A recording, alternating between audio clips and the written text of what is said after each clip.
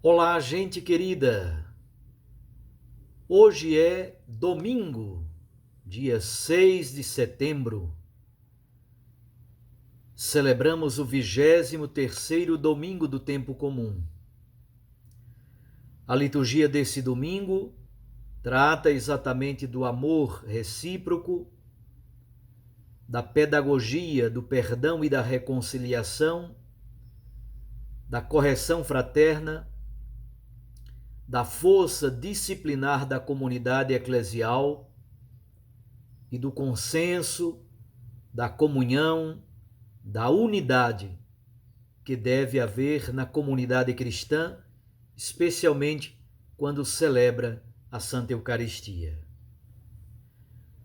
O texto é de Mateus 18, de 15 a 20.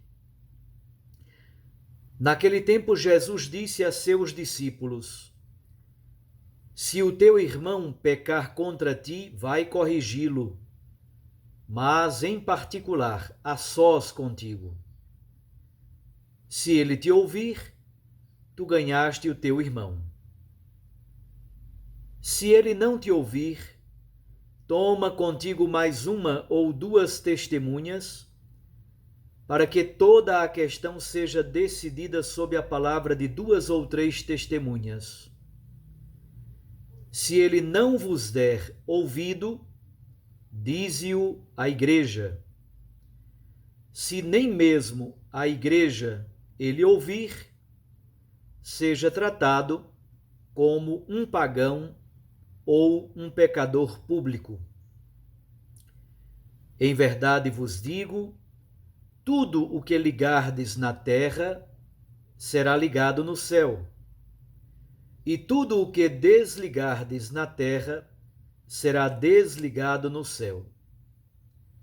De novo eu vos digo, se dois de vós estiverem de acordo na terra sobre qualquer coisa que quiserem pedir, isso lhes será concedido por meu Pai que está nos céus.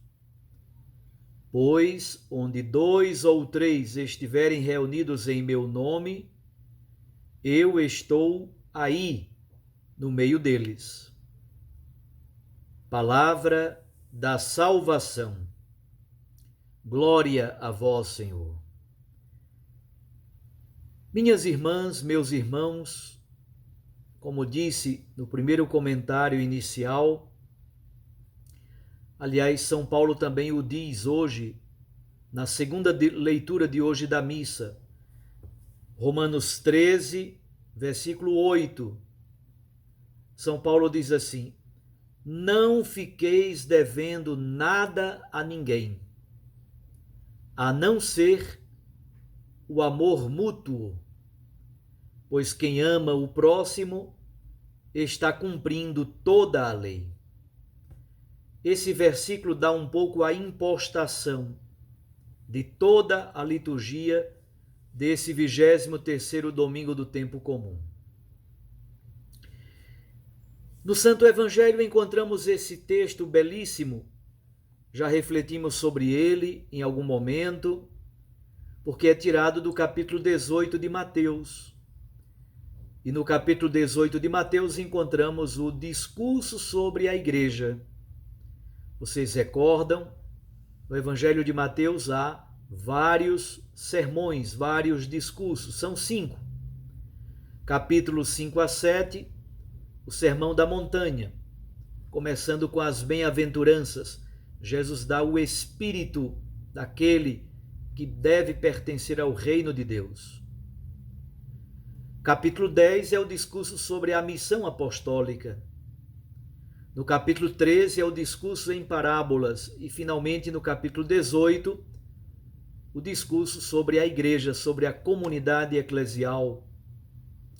Nos capítulos 24 e 25 haverá o último discurso sobre os tempos últimos, os últimos tempos, o fim dos tempos, o discurso escatológico. O que Jesus então diz? A base do discurso de Jesus neste capítulo 18 é como deve existir a comunidade eclesial, como é que os cristãos devem conviver dentro de uma comunidade. Jesus fala sobre os pequenos, os necessitados, mas também sobre os ofensores, os ofendidos. Jesus fala sobre o perdão recíproco, o perdão mútuo. Jesus fala sobre o escândalo. Jesus fala sobre aqueles que se desviaram da comunidade e se extraviaram. Jesus fala sobre a reconciliação. No texto de hoje, versículos 15 a 17, ele nos dá a pedagogia do perdão, a pedagogia da reconciliação, a pedagogia da correção fraterna. Qual é o processo que Jesus oferece? Primeiro ponto, conversar com a pessoa a sós. Um diálogo, apresente à pessoa os seus motivos, ofereça perdão e peça perdão. Oferecer perdão é muito difícil, pedir perdão é muito difícil. É o primeiro momento da reconciliação entre as pessoas. Se o ofensor é alguém que pecou contra você, se o ofensor não quiser ouvi-lo, chame duas outras pessoas. Então você, mais duas pessoas como testemunhas, e o ofensor, aquela pessoa que pecou contra você. Mais uma vez, é um diálogo privado na presença de duas testemunhas. Tente admoestar, ajudar a pessoa a perceber onde falhou, para a pessoa se reconciliar, rever o seu comportamento, etc. Se a pessoa não deu ouvido a você, entregue a causa à igreja. Isto é, à comunidade inteira. Quando a gente pensa comunidade inteira, é uma comunidade do primeiro século. A comunidade eclesial do primeiro século se reúne na casa, numa casa de família.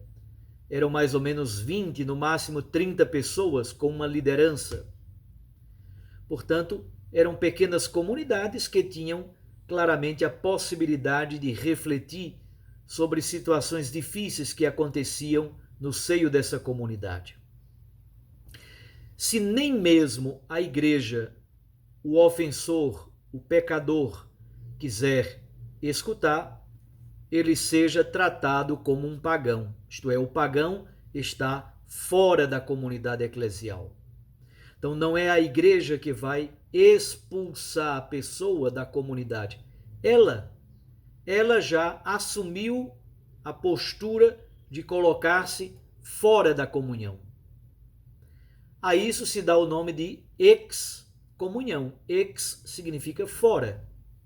Então, a excomunhão é quando uma pessoa, exatamente pela dureza do seu coração, se coloca fora da comunhão daquela comunidade eclesial. Há como que um julgamento feito pelos fatos, mas também é um julgamento feito pela comunidade eclesial que percebe que a pessoa está endurecida, errou gravemente, não quer se arrepender, não quer pedir perdão, não quer a reconciliação. Portanto, ela se colocou fora da comunhão comunitária. Por quê? Porque o objetivo de Mateus, no capítulo 18, é exatamente apresentar prerrogativas bonitas sobre a construção da paz. A comunidade eclesial, a igreja, deve ser uma comunidade de paz. Mas, no versículo 18, Jesus também apresenta um princípio disciplinar. Qual é esse princípio? Ligar e desligar. Ligar significa amarrar, significa atar. Em linguagem jurídica, significa impor uma sanção. impor uma admoestação, impor uma censura, uma exortação pública. Isto é, quando alguém rompe a comunhão com a comunidade, ela recebe da parte da comunidade, da parte da liderança da comunidade, ela recebe uma sanção, uma exortação, uma admoestação oficial. Amarrar significa proibir, significa impor uma censura. Desligar significa exatamente retirar a sanção, significa permitir novamente a plena comunhão no seio da comunidade eclesial. Isto é, na igreja primitiva, como também hoje na igreja, existem sanções, censuras, admoestações, advertências para aquelas pessoas que ferem a comunhão. O terceiro elemento do texto de hoje são os versículos 19 e 20. Do que trata? Da oração.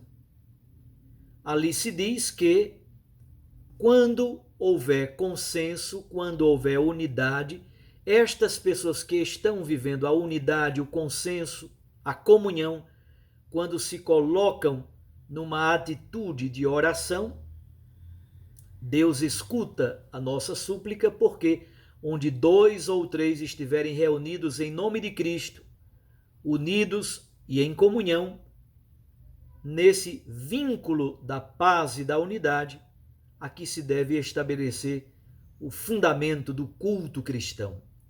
Por isso que a Eucaristia só pode ser celebrada nesse ambiente de comunhão e de unidade. O que é que Jesus diz? Se tu fores ao altar para apresentar uma oferta, mas se tu recordares que tu tens algo contra o teu irmão, deixa a tua oferta ali por enquanto, vai primeiro reconciliar-te com o teu irmão, somente depois volta. Isto é, o culto, especialmente a Eucaristia, a oração da igreja, deve ser um sinal belo da unidade, da comunhão, da reconciliação e da paz. A reconciliação, a pedagogia do limite, o mistério da comunhão. É muito interessante esse versículo 18 também para a gente compreender o processo da formação dos filhos em casa. Alguns pais não querem impor nenhum limite aos filhos. Os filhos crescem desembestados, achando que são donos do mundo. Não pode. O Papa Francisco, na Amoris Laetitia, o capítulo 7, apresenta exatamente a pedagogia da educação dos filhos. A educação dos filhos se faz por sim e não. O sim é o elogio, é o apoio. O não é impor limites. Impor o não significa orientar para que a criança não cresça desembestada. Mais ou menos a mesma coisa diz o texto do profeta Ezequiel na primeira leitura. Capítulo 33 de Ezequiel, 7 a 9. Deus diz para o profeta Ezequiel, Deus falando para o profeta: eu vou te estabelecer como vigia, como sentinela sobre o meu povo. Se eu disser a você, profeta Ezequiel, se eu disser a você que você deve advertir um filho do meu povo, que se ele não mudar o comportamento, ele vai morrer. Se ele não modificar esse comportamento equivocado, estúpido, ele vai morrer. Se você o advertir, você não tem culpa. Ele vai morrer pela culpa dele. Agora, se você não o advertir, se você não chamar a atenção dele, ele vai morrer pela culpa dele. Mas você também será cobrado porque você se omitiu. Veja que papel tão importante dos líderes das comunidades eclesiais. Há também um papel importante, que é o papel da correção, da advertência e da admoestação. O grande sonho de Deus é vivermos a comunhão, o perdão, a unidade, o amor recíproco. Que Deus nos ajude a crescermos cada vez mais neste aspecto, nesta dimensão da nossa fé. Um abraço, até amanhã, se Deus assim nos permitir. Amanhã é o dia 7 de setembro, o dia da nossa pátria. Vamos rezar pelo nosso querido Brasil. Eu os abençoo, em nome do Pai, e do Filho, e do Espírito Santo. Amém. Fiquem com Deus e com sua mãe, Maria Santíssima.